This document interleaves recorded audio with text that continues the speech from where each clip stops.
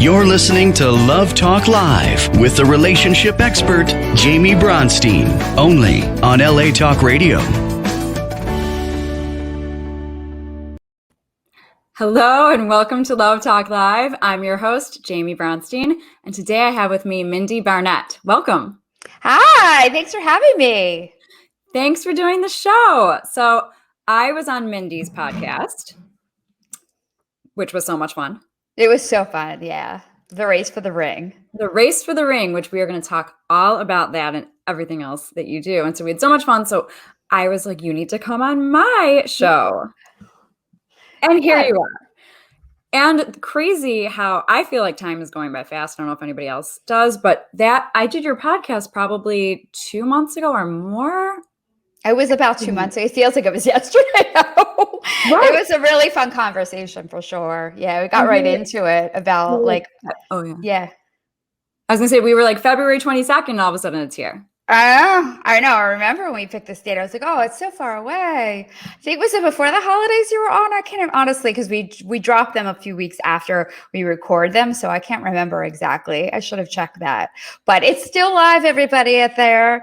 She was great on the show, and you can listen to the episode. It was really fun. So yeah. Thank you. And you are going to have so much to offer to my show today. So I'm going to read to you guys a little bit about Mindie.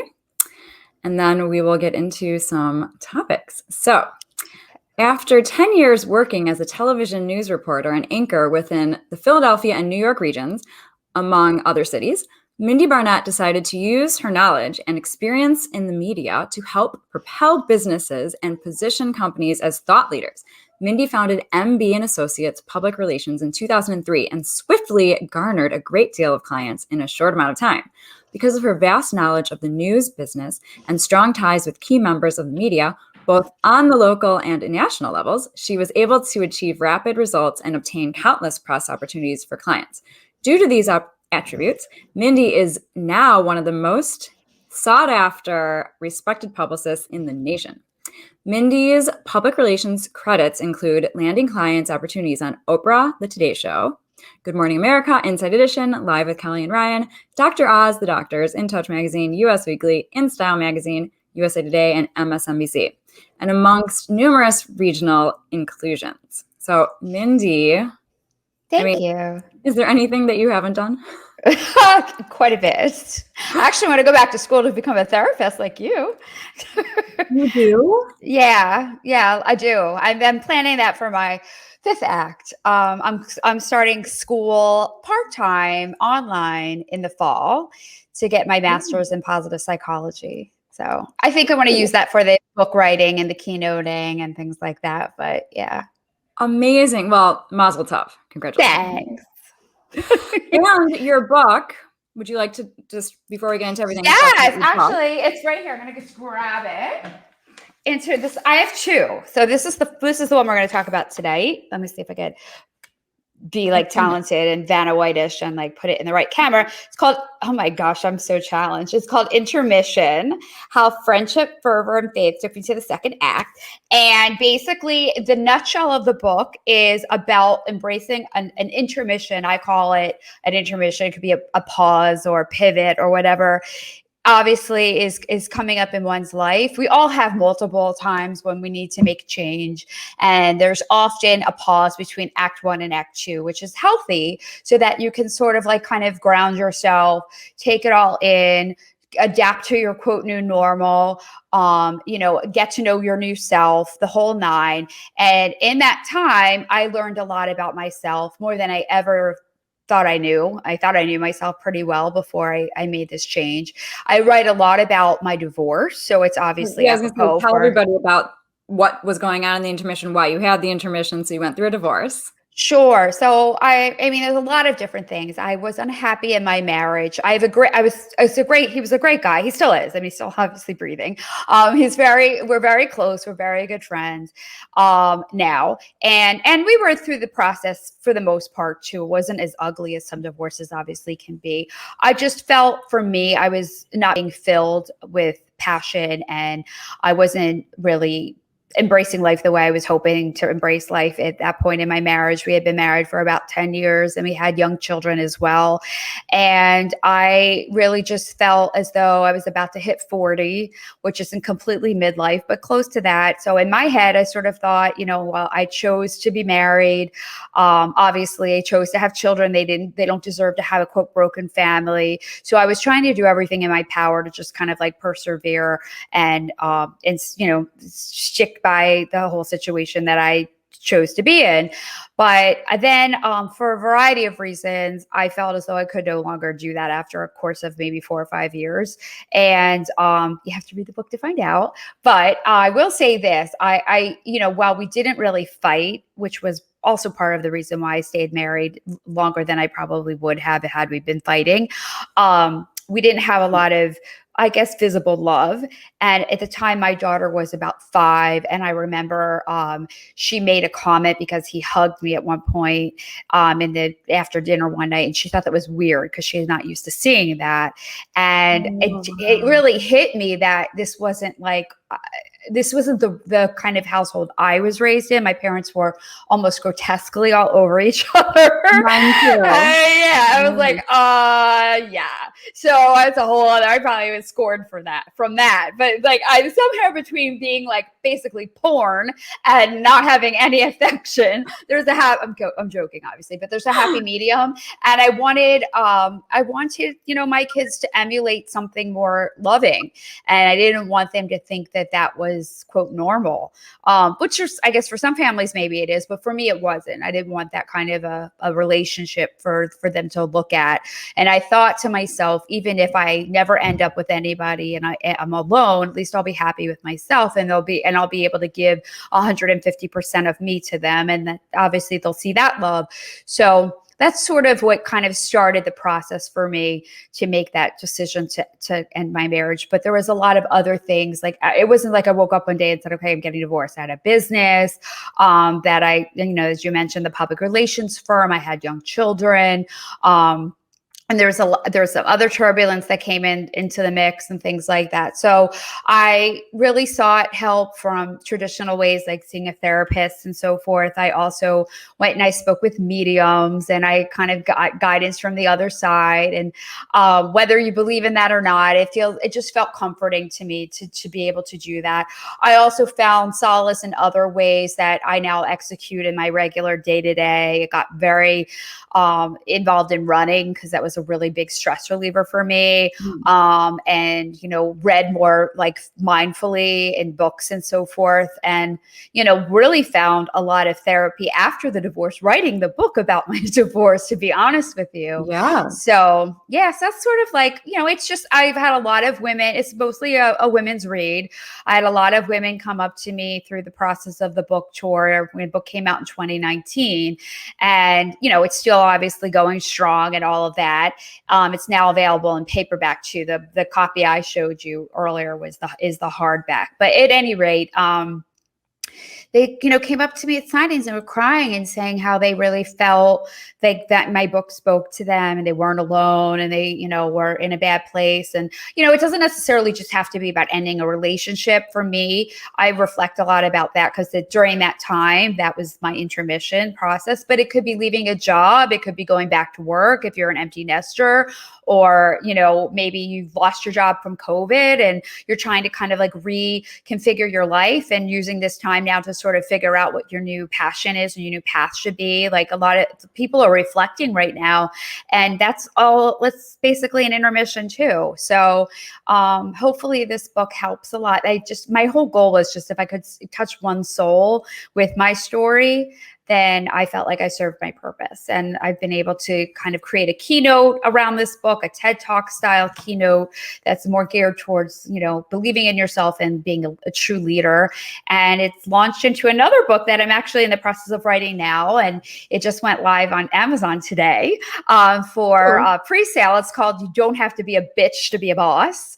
And thank you. And that's also about just leading a team or leading whoever whoever, your family or, your girlfriends or whatever it may be, without fear, basically like not scaring them and not being a quote bitch, being kind and being encouraging and uplifting and just being a strong role model. Because I think we need so many more in our world, especially today, of just like good hearts and open hearted people. So yes.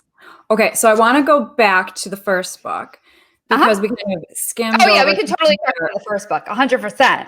Yeah, let's go back to the first book for a second. So it is so important that people listen to their intuition, listen to themselves, and if you're not happy in a relationship, that's all that matters. It doesn't matter what anybody else thinks. You need to listen to your heart and your mind and your emotions and everything that is going on.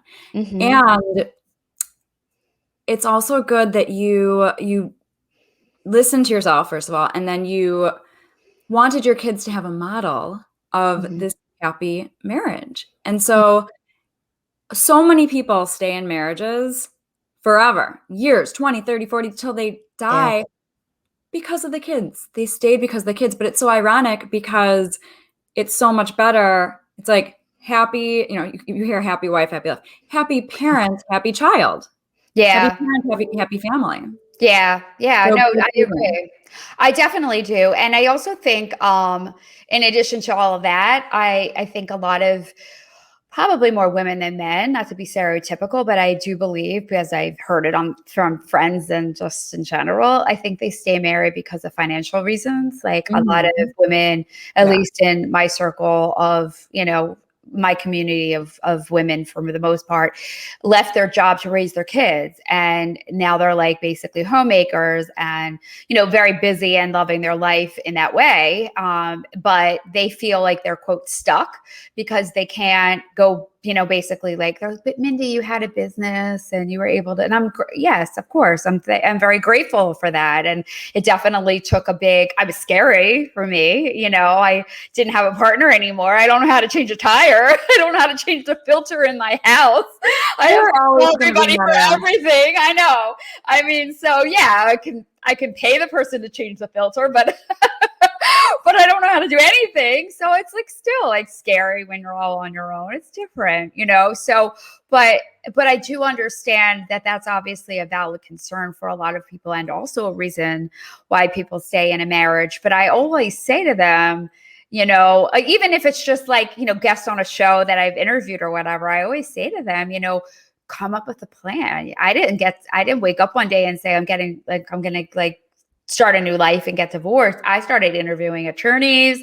I started educating myself about my rights with custody, protecting my business. I mean, I didn't think that he would do anything to try to hurt my business, but you don't know how people are capable of when they're angry, and he didn't want to get divorced. So I was just sort of like I say, educating myself. So, okay. So that's what I did. And that took a couple of years. And I also just collected experiences along the way. I mean, some days were better than others with the situation, obviously. And the ones that were bad were really profound. And I jotted things down for myself in a journal so I could reflect on that, good and bad, just to have things because you always remember. Actually, when you break up with somebody, always remember all the good times. So not that I wanted to have this ugly journal of memories, but I remember I wrote down good and bad. So I had a clearer bird's eye view of what my life was really looking like. But I think people that are, they don't have a job and because they've chosen to stay home and they feel quote stuck because they want to maintain a certain lifestyle. My advice to them is to get a job and then start saving and come up with an exit strategy, just like you would leave a job you don't like or a career. You don't necessarily quit a job while you're looking for, or what's the expression? You don't look for a job before you quit one.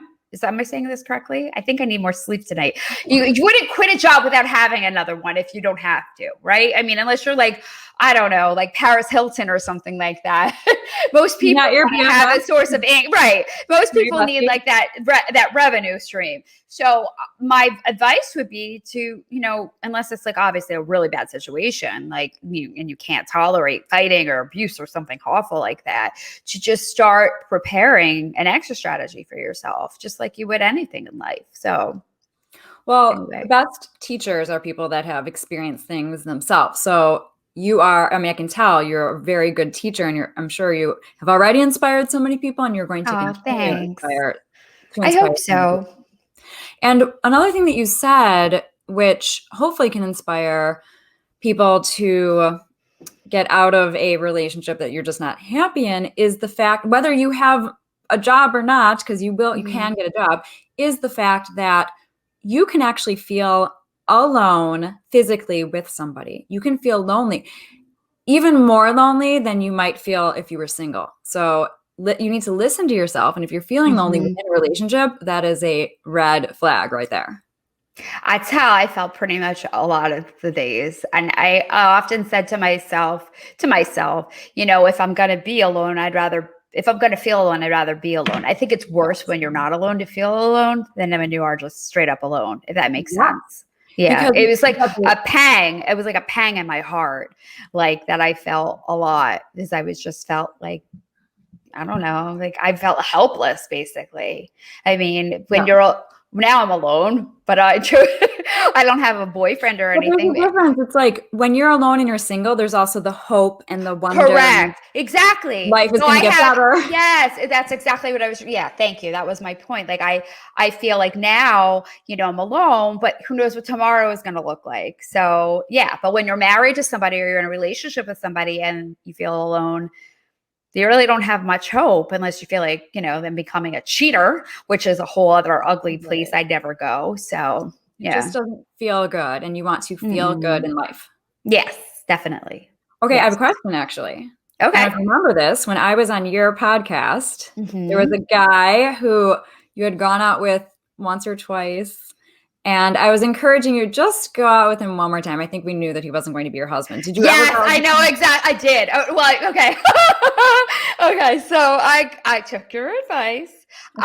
We actually made some plans, but the way life is, he had to go out of the country for work on the weekend. We were supposed to go out, and he was in New York, and I live in New York too, but part-time, and I'm not there like all the time.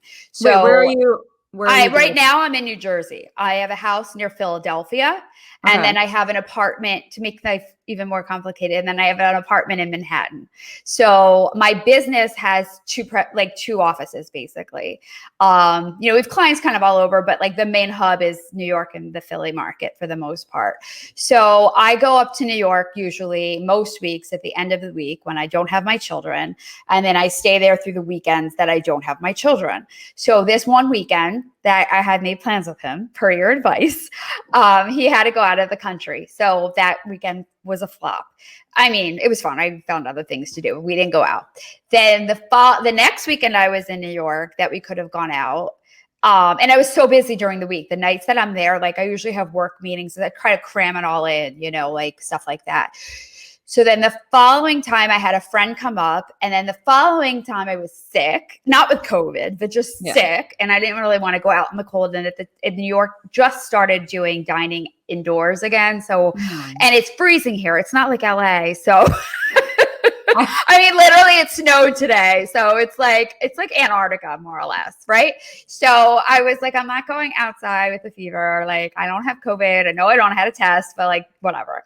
So, he became very aggressive and started texting me like every single day, and just like very like kind of like, I don't know, I don't want to say cheesy, but just kind of corny kind of stuff. So it was like a bit of a turn off. Yeah, and then you really knew him and he really knew you. Yeah, like I think he just was like, at first I was like, okay, we're getting to know each other better. I guess because we were like, the plans kept getting delayed. He's a really nice guy. He's just not for me at all. Like, and I guess I got to know him through that process. Had we not texted as much as as we did most recently, then I would have met him eventually. And now it's just like, I don't think so. This is a message to, because girls over text also. Girls, guys, whoever you are. I always say just never do the double text. Like if someone doesn't text you back, don't keep texting. Just like relax with the texting. Oh my God. He would text me and I wouldn't respond. He'd keep it going. Like the next day he'd text again. And then I'd be like, okay, well have a good trip. Like, cause he was going away somewhere else. And he'd be like, keeps asking. I was like, oh my God, stop. It sounds like a Friends episode for some reason. Like it should be called like the one with the text or whatever. Yeah. Can you send him to me because I can help him? I'd be happy to send him to you. Please, send him my business card in the mail one day. I will. I'll be like, I have someone good for you. He's probably going to think I'm trying to stay up. If he keeps this behavior. I don't understand. I'm like, I mean, I think I'm a catch, but I don't think I'm like Lady Gaga. I'm like, why is he doing this to me? Like, I don't. I was thinking like Cindy Crawford. That's really interesting. You're like, I'm not like Lady Gaga. It's very fascinating. That's very random. I was like, yeah, I guess maybe he likes the challenge. I don't know. But then, oh God, I hope he's not listening to this. Oh well, too bad if he is. I hope he'll have a lesson. Then he, I told you I was his keynote speaker. By the way, this guy's name is Dan. Okay, so whoever Dan, exactly. I'm not talking about you. It really is. No, I'm just kidding. It's not.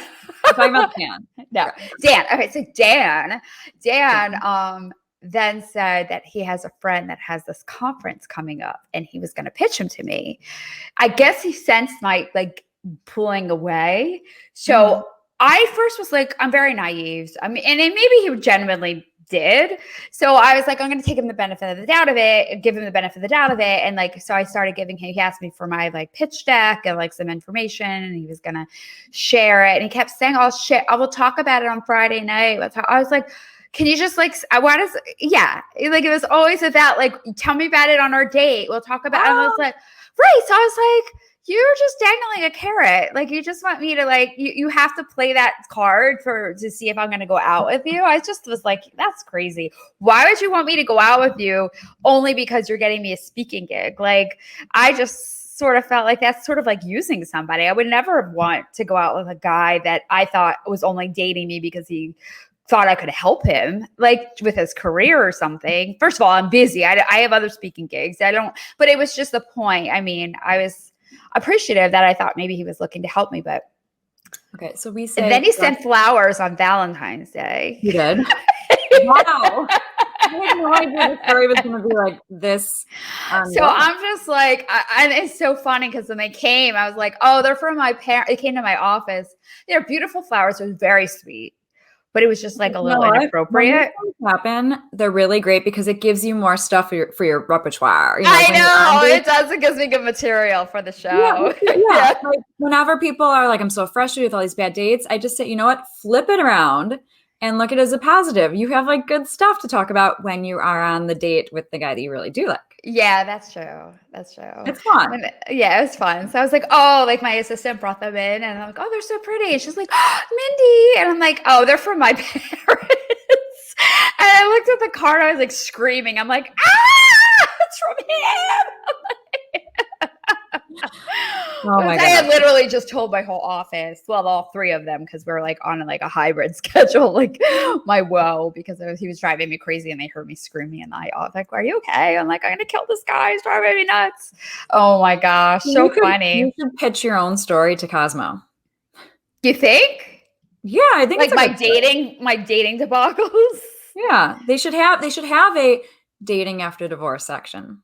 So there you go. That's good. You should be in PR. Maybe I should be a publicist. You're becoming a therapist. Maybe I'll be a publicist.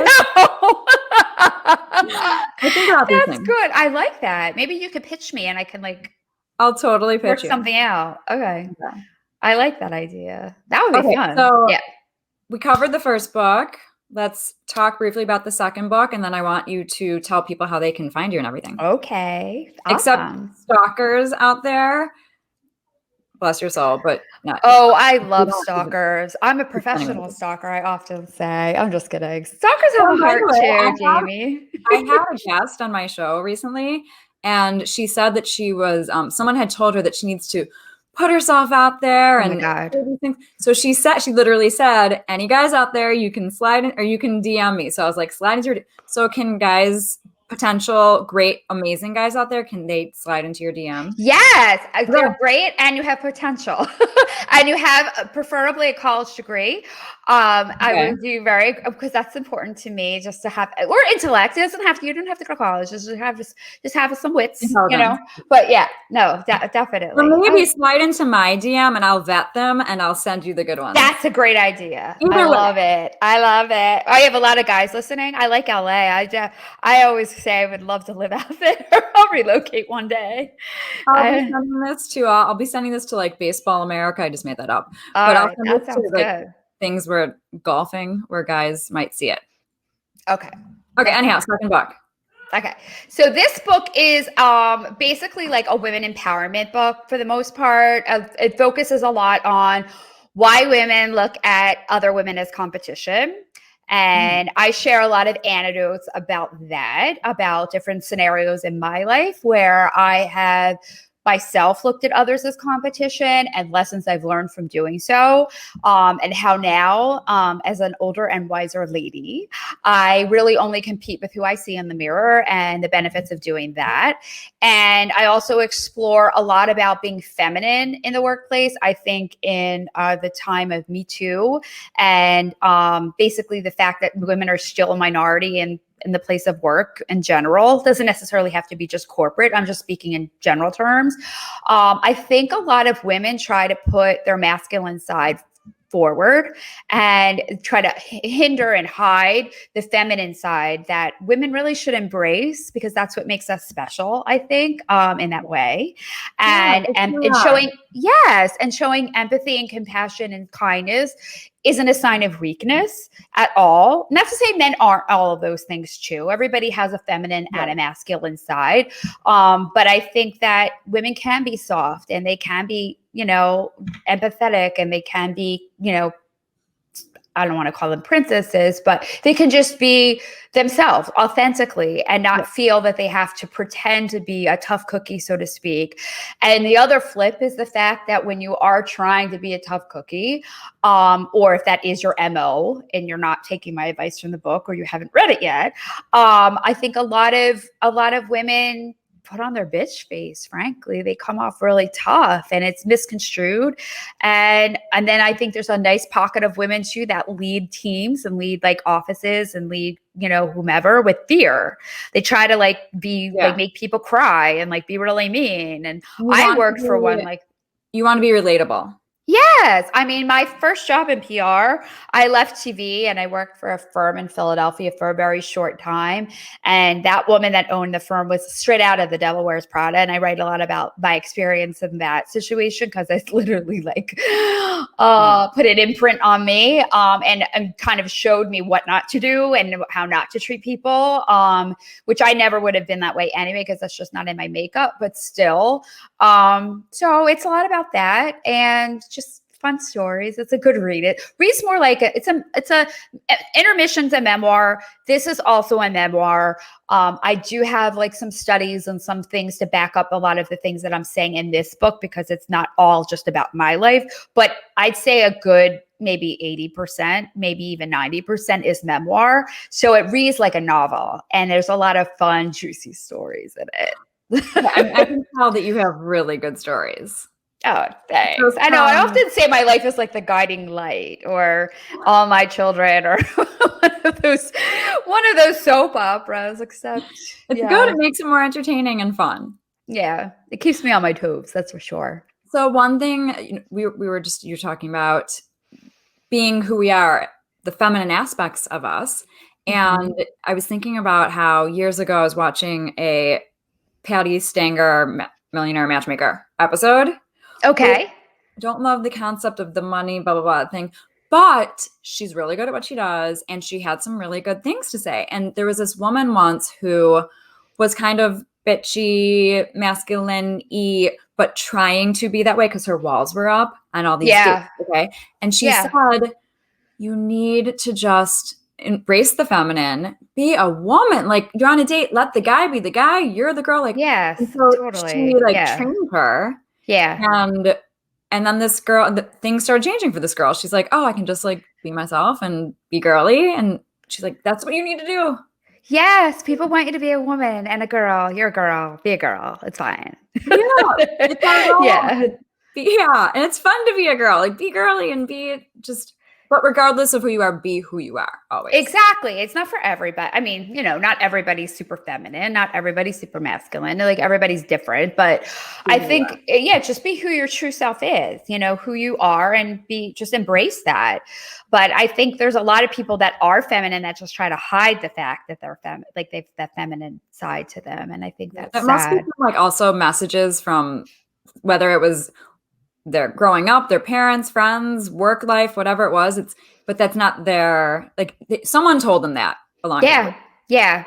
So it's like in their mind. Yeah. Or it could even be like if they entered an industry that is predominantly male. Like I know like a lot of surgeons, the majority of certain fields, not so much OBGYNs, but like ENTs. I used to represent an ENT practice, for instance, like a good, 70 some % at least, if not more, were men, or lawyers, like especially those who litigate tend to be more male than female. So I think people in those scenarios maybe feel like they need to kind of like put on that masculine side to quote fit in. But I think that's very sad. And I think if you're good at what you do and you're true to yourself, you don't need to pretend to be somebody you're not. You could just be you. Yeah. And you'll fit in just fine. Yeah. You'll always be more successful being yourself. 100%. Yeah. Okay. So how can people find you? Tell us about your books again, etc. Everything. Absolutely. Okay. So Intermission, How Forever Friendships and Faith Took Me to the Second Act is on Barnes & Noble. It's at Barnes & Noble online and in the store. It's on Amazon. It's on Audible. It's pretty much everywhere you can buy books. And the other book, the new book, You Don't Have to Be a Bitch to Be a Boss, launched today on pre-order on Amazon. And that officially comes out, they said, I think October 24th. So, yeah. And my website, my personal one is mindiebarnett.com, and Mindie is spelled MINDIE. And then I have a PR firm website too, which is mbandassociatespr.com. So, and then on Instagram, Mindie.Barnett. Like that's a big one. I'm very, very active on Instagram. I'm also on LinkedIn, Facebook, and Twitter, but my biggest platform is Instagram. So wait, say Instagram again, Mindie.Barnett. Yes, Mindie, MINDIE, the period, Barnett. Yeah. Right, wonderful. And as always, everybody can find me at therelationshipexpert.com or Instagram at therelationship, just the letter X, PERT. So, Mindie, once again, this was so much fun. So fun. Let's do it again soon. I'll have you back on, and maybe when my other book comes out, we can do like a fun little something. Yeah, we'll do each other's shows again because why not? It's so much fun. Okay, so thank you so much. And thank you, everybody, for joining us tonight. Join us every week on Love Talk Live on LA Talk Radio. Thanks so much. Bye, guys.